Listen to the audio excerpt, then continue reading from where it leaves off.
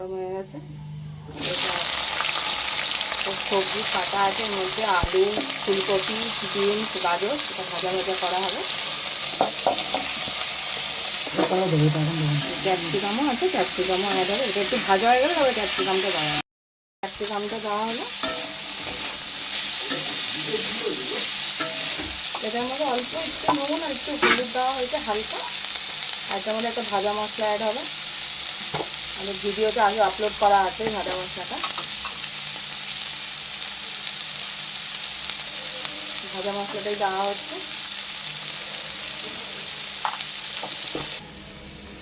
যে আমাদের ভাজাটা হয়ে এসছে, এটা একদম মশলা কম থাকে। এটা ওই ভেজিটেবল দিয়ে সব কিছু দিয়ে ভাজা।